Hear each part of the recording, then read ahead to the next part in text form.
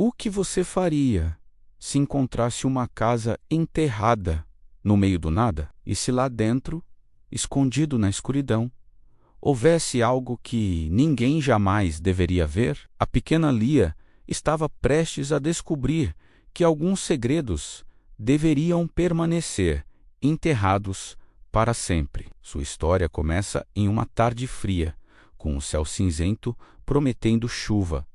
Mas o que ela encontrou foi uma tempestade muito maior, uma que mudaria sua vida para sempre. Lia tinha apenas 10 anos, mas seus olhos já carregavam a tristeza de uma vida inteira. Órfã desde os 7, quando um acidente terrível levou seus pais. Ela vivia num pequeno orfanato na periferia da cidade. A solidão era sua companheira mais fiel. Enquanto as outras crianças brincavam em grupo, Lia preferia o silêncio dos lugares esquecidos. Ela gostava de caminhar por terrenos baldios e campos abandonados. Era ali, no meio do nada, que ela sentia que o mundo a entendia. O silêncio lá fora era igual ao silêncio que morava dentro dela. Naquela tarde, ela caminhou mais longe do que de costume, até chegar a um campo vasto e desolado, onde o capim alto dançava com o vento. Foi então que ela viu algo estranho saindo da terra. Parecia o telhado de uma casa, coberto de mato e terra acumulada. Curiosa, ela se aproximou. Era mesmo uma casa, ou o que restava dela, quase que completamente engolida pelo chão. Apenas o topo das paredes e o telhado quebrado estavam visíveis. As janelas eram bocas escuras, cheias de terra, e a porta da frente estava semi-enterrada, presa como se guardasse um segredo terrível. O coração de Lia começou a bater mais forte. Medo e fascínio brigavam dentro dela. Que lugar era aquele? Quem teria vivido ali? E por que a casa estava enterrada daquele jeito? Um cheiro estranho, de mofo e terra molhada, saía de uma fresta no telhado. Era um cheiro de abandono, de tempo parado. Mesmo com medo, algo a puxava para perto. Era como se a casa a chamasse, sussurrando promessas de segredos. Se essa história já está te prendendo, deixe o seu like agora, porque o que Lia está prestes a encontrar vai mexer com você. Ela deu a volta na construção, procurando uma entrada. Encontrou uma janela nos fundos, com o vidro quebrado e a madeira apodrecida. A abertura era pequena, mas com seu tamanho ela conseguiria passar. Hesitou por um instante. O silêncio era profundo, quebrado apenas pelo assobio do vento. Tomando coragem, ela enfiou as pernas pelo buraco e escorregou para dentro, caindo suavemente sobre um monte de folhas secas e poeira. A escuridão era quase total. A única luz vinha da janela por onde ela entrou. Seus olhos demoraram a se acostumar. Aos poucos, as formas foram surgindo, móveis cobertos por lençóis brancos, como fantasmas esperando por alguém. Um relógio de parede parado. Retratos na parede, cobertos por uma camada tão grossa de poeira que os rostos eram apenas borrões. Tudo estava imóvel, congelado no tempo. Cada passo que ela dava levantava uma nuvem de poeira que dançava na pouca luz. O ar era pesado, difícil de respirar. Lia sentia um arrepio percorrer sua espinha. A sensação de estar sendo observada era forte, mas não havia ninguém ali. Ou havia. Ela caminhou pela sala, tocando um piano empoeirado, que emitiu uma nota desafinada e triste, ecoando pela casa, silenciosa. O som assustou.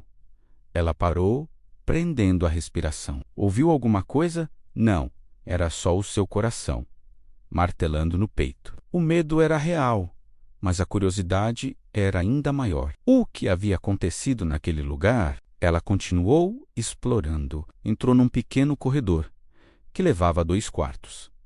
A primeira porta estava entreaberta. Ela a empurrou devagar.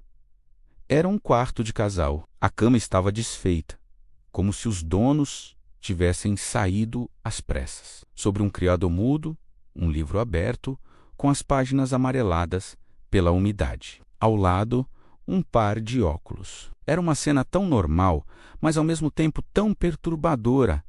Era a vida de alguém, interrompida. A segunda porta, no fim do corredor, estava fechada. Tinha algo diferente nela. Havia desenhos infantis colados na madeira, desbotados pelo tempo. Estrelas, flores e um sol sorridente. Era um quarto de criança. A mão de Lia tremeu quando ela tocou a maçaneta fria. Girou devagar. A porta rangeu, um som fantasmagórico que cortou o silêncio. O que ela viu lá dentro fez seu coração parar por um segundo. Era um quarto pequeno, com paredes pintadas de azul claro, agora descascadas. Havia uma cama pequena num canto, com um ursinho de pelúcia sentado no travesseiro, com o olho faltando e coberto de teia de aranha. Brinquedos estavam espalhados pelo chão, um carrinho de madeira, bonecas de pano, blocos de montar. Parecia um quarto normal, de uma criança feliz. Mas havia algo mais. No centro do quarto, havia um pequeno baú de madeira. Estava fechado, com um cadeado enferrujado. Era a única coisa no quarto que parecia ter sido trancada de propósito. Lia se ajoelhou ao lado dele. O cadeado era velho, e com um pouco de força, ela conseguiu quebrá-lo. A tampa do baú se abriu com um estalo. Lá dentro não havia brinquedos ou tesouros. Havia apenas cadernos. Vários cadernos de desenho com a capa dura. Ela pegou o primeiro. Na capa, escrito com letra de criança, estava o nome: Lucas. Ela abriu. As primeiras páginas eram cheias de desenhos coloridos e felizes. Uma casa com um sol sorrindo, uma família de bonecos, palito de mãos dadas, um cachorro. Eram desenhos de uma infância normal, mas à medida que ela folheava, os desenhos começaram a mudar. O sol já não sorria. As cores foram sumindo, dando lugar a traços fortes de lápis preto. As pessoas nos desenhos não tinham mais rosto, eram apenas sombras escuras. As casas eram desenhadas com janelas que pareciam olhos tristes. Lia sentiu um aperto no peito. O que teria acontecido com aquele menino? Comente de onde você está assistindo.